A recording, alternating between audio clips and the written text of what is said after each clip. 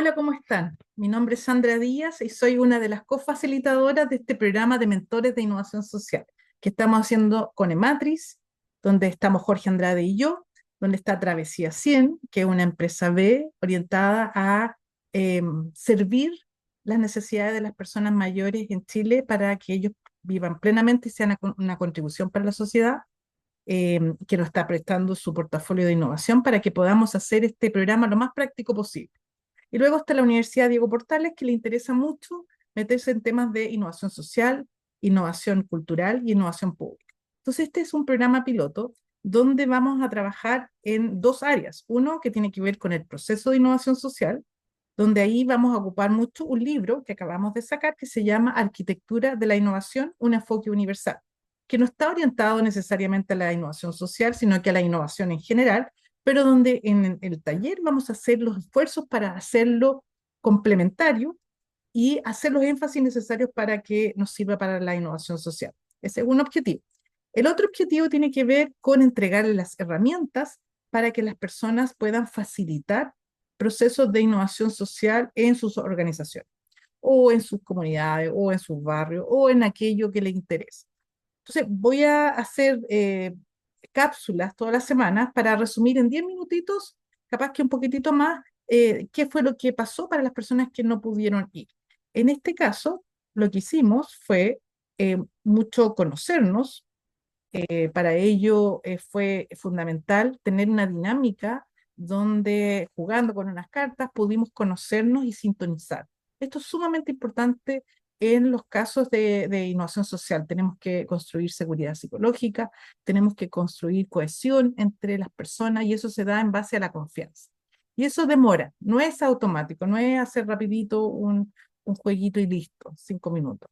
Demora y por eso es que quizás algunas personas dirán, oye, pero de las 3 horas, media hora la pasamos conociéndonos. Sí, es deliberado porque es parte importante de cómo después podemos hacer innovación de una manera colaborativa, donde podamos también tener divergencia de opiniones y donde podamos ir navegando la incertidumbre, que, que de eso se trata. Estamos siempre eh, buscando información y conocimiento a partir de las herramientas de innovación.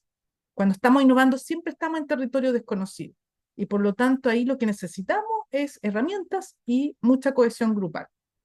Entonces, esa fue la primera parte. Luego Jimena Bogavir amablemente nos contó de Travesía 100 y la urgencia de que trabajemos intergeneracionalmente. Si ustedes se fijan aquí, está toda la parte de cómo va a ser la navegación de este curso, donde primero vamos a estar en enfocar, luego que tiene que ver con focalizar el desafío de innovación, de dónde vamos a poner la mirada, qué vamos a distinguir como el espacio de trabajo, y eso es enfocar. Luego vamos a seguir en el proceso de innovación con descubrir, que va a ser en el taller que viene ahora el jueves. Luego idear y ejecutar, que es como lo que más uno relaciona con innovación, con la ideación. Pero fíjense que esto recién parte a mitad del programa. O sea, hay etapas previas muy importantes que de alguna forma parecen invisibles cuando estamos innovando y no sabemos, cuando vemos desde afuera. Y luego al final que tiene que ver con introducir. ¿Por qué? Porque la innovación social requiere espacio donde pensemos cómo incorporarlo y sostenerlo y replicarlo. Aquí es donde está Jimena Bogaví, nos hizo una pequeña introducción, luego nos fuimos presentando, cada uno se presentó sin decir nada sobre pega. Esto es súper importante para poder salir de estos como roles que tenemos muchas veces y que nos restringen la mirada y que hacen que los espacios de confianza se demoren, porque cuando hablamos de valores, cuando hablamos de experiencia, es más fácil conectar. Y luego tuvimos ahí un juego donde sacábamos una carta sorpresa con una pregunta y cada uno lo tenía que contestar en un minuto.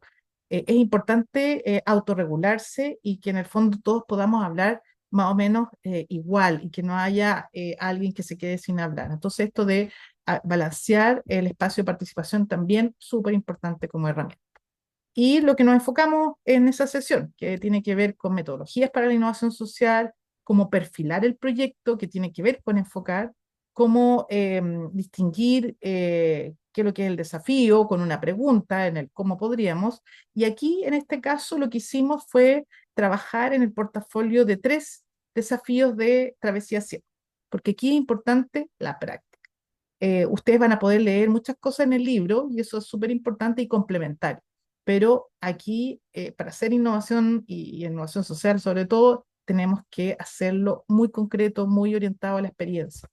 Y para ello, lo primero que hicimos fue hacer un desafío, que después se los vamos a contar, pero que nos separamos en 3 grupos y durante 10 minutos trabajamos en un desafío.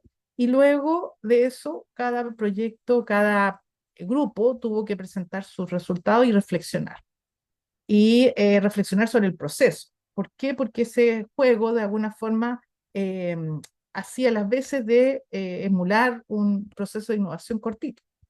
Entonces ahí, con esta experiencia, lo que hicimos es indicar cuáles son las etapas del aprendizaje experiencial. Tal como sucedió con el jueguito, toda experiencia de aprendizaje experiencial parte con una vivencia, con un juego, con un video, con una pregunta, con una historia, y luego de lo cual viene el espacio donde una vez que ya viví la experiencia, empieza la parte de reflexión, donde cada uno de nosotros observa y reflexiona qué fue lo que sucedió. Para luego los facilitadores o los mentores, como nosotros, Jorge y yo, entregamos algunos conceptos que de alguna forma salen por un tubo cuando uno ha hecho una buena vivencia, ha hecho buenas preguntas y las personas han realmente vivido una experiencia relacionada, obviamente que los conceptos salen en forma muy natural, para luego aplicarlo en algo real, que en este caso fue el portafolio de innovación de Travesía 100. Luego pasamos un video de qué es lo que hacen los facilitadores y una vez que vivimos el video, ¿se acuerdan? La vivencia, lo que hicimos fue reflexionar. Y una vez que reflexionamos, que se lo recomiendo que vean el video y empezamos a conceptualizar. Y una de las cosas que salió es que es importante para los facilitadores ser flexibles. Flexibles para poder ir navegando en lo que va saliendo del grupo de las personas que van interactuando. Por lo tanto, yo no controlo todo y es posible de que salgan incluso cosas mucho mejores y más entretenidas y más interesantes a partir del trabajo grupal que lo que yo podría haber anticipado. También vimos cómo facilitar talleres participativos y qué herramientas tener. Y por eso es que también hicimos el video, lo vimos, les recomendamos que lo vean y donde reflexionamos y finalmente algunas de las cosas que conceptualizamos es esto, promover la participación sin influenciar en los resultados. Y eso tiene que ver con tener mucha confianza en que las personas que están ahí tienen mucho que aportar y que juntos vamos a construir nuevo conocimiento. Luego, otra conceptualización es sobre las cosas que es necesario considerar al momento de diseñar un espacio de aprendizaje, que va desde el pre, o sea, antes del taller, durante el taller y luego posterior al taller. Una de las cosas importantes es la retroalimentación. Luego de eso pasamos ya a distinguir el proceso de innovación, que como les dije empieza con enfocar y luego termina con introducir. Esto está en el libro, lo pueden revisar en forma muy detallada ahí. La idea es que vayan combinando la experiencia de los talleres con la lectura del libro.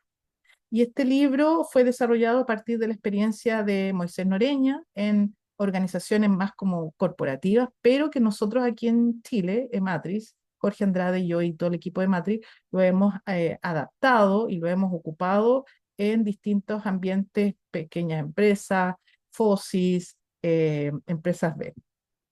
En el siguiente taller de descubrir vamos a considerar múltiples perspectivas y para lo cual vamos a ocupar distintos lentes, pero eso ya viene en la siguiente sesión. Entonces, luego nos dedicamos a conversar sobre qué entendemos por innovación social y qué proyectos conocen. Y eso es súper importante, que los procesos de innovación no parten de algo que desconocemos totalmente. Todos tenemos intuición y también experiencia de cómo es innovar. Y de hecho es sorprendente que uno siempre pregunta y siempre hay alguien que sabe o siempre tenemos nociones o hemos hecho cosas similares. Y ahí hablamos de algunos ejemplos como estos, como el de Pharmaloop, etcétera. Algunos de ellos también aparecieron ahí para poder introducir ya un concepto, que es el que entenderemos por innovación social. Tenemos algunos artículos que están ahí subidos en nuestro Google Drive que pueden ocupar. Y este es uno de los que más se ocupa como referencia, el de Open Book of Social Innovation. Nesta es una organización del Reino Unido muy importante, tanto en innovación pública como en innovación social, donde ellos de alguna forma conceptualizan la innovación social en una espiral. Esta espiral es muy parecida a la que nosotros hemos armado con la metodología unificada de innovación, pero claramente tiene algunas terminologías que son un poquito distintas. En lugar de introducir, se habla de cambio sistémico. ¿Por qué? Porque estamos claramente hablando de que eh, el cambio social no ocurre simplemente porque haya una innovación social, ocurre porque hay varias innovaciones que se están sinergizando para hacer cambios a nivel de la sociedad. Y lo otro es que también cómo hacemos seguimiento de los proyectos de innovación social y es mucho monitoreo, pero también mucha actitud de aprendizaje, más que medir cuantitativamente, porque todavía no sabemos de qué se trata. Todavía estamos aprendiendo el fenómeno. Sí es importante el poder estar siempre en loops de acción y reflexión. Excelente. O sea, muy importante eso. Y luego, una de las cosas muy importantes en la parte de introducir es cómo evaluar los proyectos de innovación social y el tema de la teoría de cambio. La teoría de cambio es central. La teoría de cambio es una teoría, es decir, una proposición de causalidad, es decir, qué sucede después de qué y por qué, de el cambio. Por lo tanto, yo tengo una teoría de cómo debería cambiar un cierto fenómeno social que yo quiero que se mejore. Cómo yo creo que debería mejorar la contaminación, cómo yo creo que debería mejorar el tema de la desigualdad en un cierto espacio. Todo eso entonces se arma visualmente como un mapa donde parto con necesidades para terminar con resultados finales.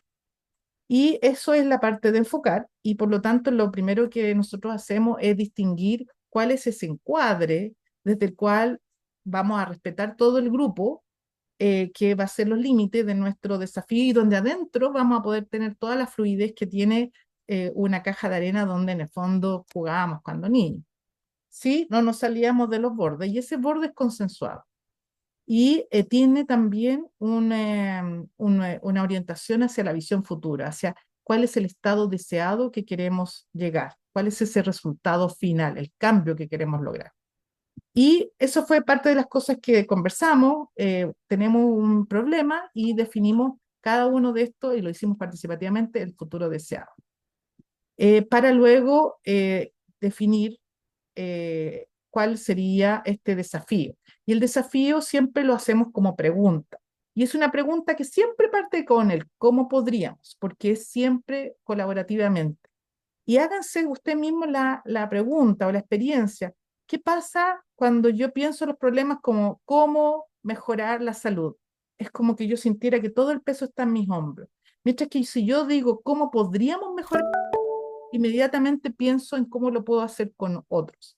Y el cómo podríamos es condicional, porque es una pregunta curiosa, es una pregunta desde la posibilidad, y no es una imposición, y además está siempre preguntando por qué forma podría suceder, que hace que las personas se pongan creativas.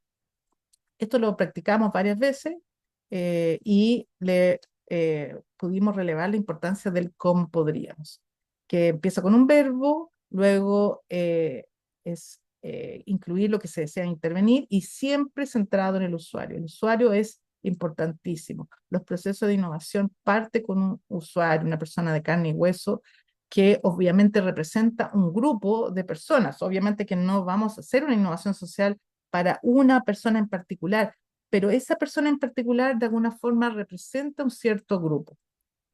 Y para lo cual lo que hicimos fue un ejercicio en sala donde ocupamos el portafolio de innovación que tiene Travesía CIP, que aquí se los presento, donde partimos con el desafío de innovación de cómo podríamos colaborar con las empresas medianas y grandes para mejorar la empleabilidad senior.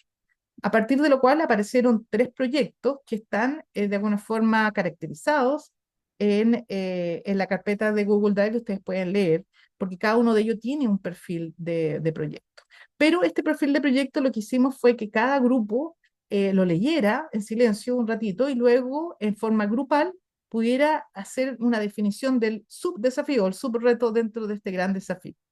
Y eso fue lo que hicimos, trabajamos durante 15 minutos y fue muy ilustrador de cómo las personas iban discutiendo sus puntos de vista, porque eso es muy importante.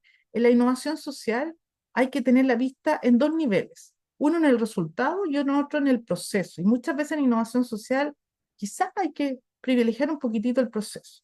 ¿En qué sentido? Probablemente en 15 minutos lo que más gané, más que en la pregunta, es en entender a partir de la discusión cómo es que ve cada uno el problema. Llegamos a una conclusión que uno dirá, pucha, 15 minutos para llegar a una frase tan cortita, como que no, y no es eso. Tiene que ver con que hacer la pregunta ya generó un intercambio de posibilidades, de miradas, que ya hizo que avanzáramos. Puede que no se note o no lo ejemplifique la pregunta en sí, pero si uno observa el proceso se da cuenta de que ahí hay mucha riqueza. Pero volvamos al tema de los perfiles del proyecto, que en general son varias cosas que hay que definir. ¿Qué es el proyecto? ¿Cuál es el desafío? ¿Quiénes son los usuarios? ¿Cuáles son los beneficios? ¿Cuánta plata vamos a gastar? ¿Cuánto tiempo vamos a demorarnos? Para poder poner los límites y dentro del cual podemos hacer toda clase de cambio, de juego, de pivote, etc. Aquí hay uno, el hackathon intergeneracional. Y así tenemos el proyecto 2 y el proyecto 3. Y lo que hicimos, que fue lo que practicamos el facilitador, es que cada grupo identificó a un facilitador o facilitadora para que pudiera hacer el símil, la simulación, de facilitar la confección del desafío. Y luego hicimos esta plantilla donde podían trabajar y luego trabajar en el cómo podríamos. Una de las cosas que aprendimos es que incentivar a pensar en preguntas, no en soluciones. Esto es muy importante. Y eso es lo que ayuda en el cómo podríamos. Y uno empieza a explorar el espacio de la pregunta, porque hay hartas preguntas. Y dependiendo de qué pregunta, el desafío va a tener un cierto enfoque u otro. Por lo tanto, la pregunta es muy importante. Y luego de que los facilitadores identificaran esa pregunta, la consensuaran, porque no es identificar, es consensuar la pregunta, le preguntamos a cada uno de los facilitadores cómo fue la experiencia. Y cada uno de ellos contó, oye, qué cosas son las que le gustan, qué cosas son las que le cuesta, y todos pudimos también ser facilitados por alguien que estaba aprendiendo. Y también distinguimos distintos tipos de roles. Esta parte no la alcanzamos a hacer. Vamos a trabajar también en el mapa de actores en la próxima y varias otras cosas que no alcanzamos, pero donde lo pasamos muy bien y donde pudimos hacer un checkout, donde nos dijeron cuáles eran como las cosas que más habían apreciado y aprendido, y dentro de las cuales surgió este tema de hacer espacios donde nos podamos conectar, de poder compartir miradas, de lo importante que es tener esta buena onda, la importancia de las distinciones de innovación, el pensar en el usuario también salió como algo muy importante. Disculpen que me haya pasado, pero eso fue lo que hicimos en esa ocasión. Esperamos tener una siguiente cápsula para el taller 2, pero eso no significa que se pierdan de la experiencia. Un abrazo muy grande.